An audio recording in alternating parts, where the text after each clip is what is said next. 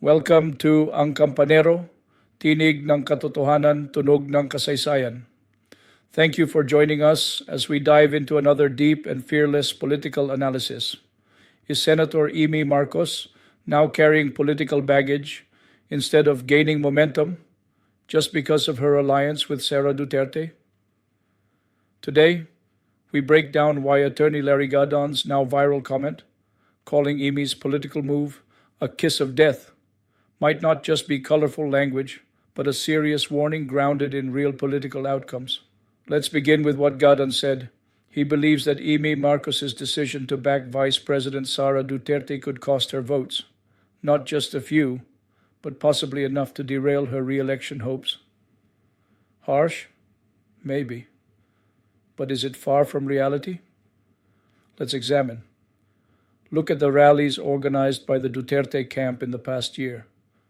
We've seen attempts to stage hakbang ng maisug rallies. And yes, they drew attention, but not the kind of overwhelming public response that shows true mass support.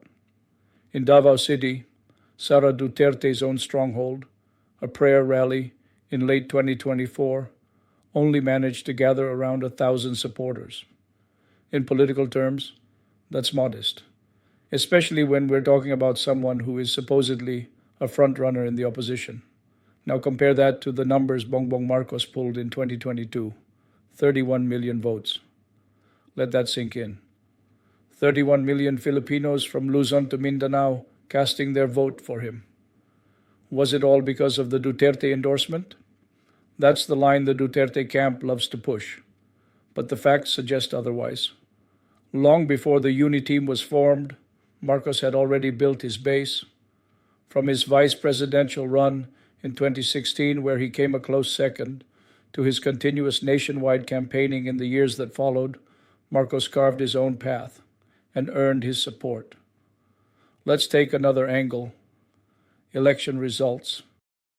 In the 2022 senatorial race, most candidates under the PDP Laban banner, the party of former President Rodrigo Duterte, failed to win. The only standout was Robin Padilla, who ran under the Uniteam coalition, Marcos and Sara's alliance. It wasn't PDP Laban that brought him to the top. It was the momentum of the Marcos-Sara tandem, and we can't ignore the other names aligned with Duterte. Let's talk about attorney Harry Roque and attorney Salvador Panelo. Roque ran for senator in 2022 under the Unity Party aligned with Duterte. He got around 11.2 million votes and landed in 16th place, just outside the winning 12. Panelo did even worse, garnering only about 8% of the total votes, far from the threshold needed to win. Both are prominent Duterte loyalists, yet their appeal to the masses wasn't enough to get them elected. And if we go back to 2016, another Duterte ally, Senator Alan Peter Cayetano, ran as Duterte's running mate. Despite being paired with the eventual president, Cayetano only finished third in the vice presidential race with around 5.9 million votes. Again, proof that being close to Duterte doesn't guarantee a win. Fast forward to today, and the cracks are even more visible. Even Imee Marcos, now publicly siding with Sara Duterte, is no longer showing in the top 12 of the latest senatorial surveys. That's a big drop, especially for a sitting senator with the Marcos name. It lends more weight to Gadon's kiss of death remark. Because politically speaking, it seems that those siding with the Duterte camp are not gaining, they're slipping. And let's not forget Pastor Apollo Kibuloy.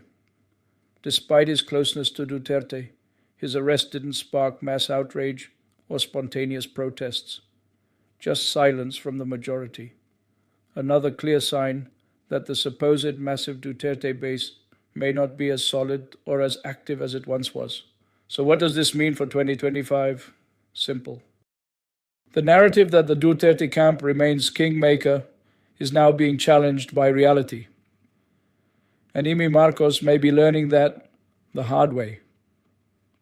If you found this video insightful, don't forget to like, share, and comment your thoughts below. And of course, please subscribe to AngKampanero, Tinig ng Katotohanan, Tunog ng Kasaysayan. Thank you so much to all our new subscribers and to everyone who continues to watch and support our videos. Maraming salamat po.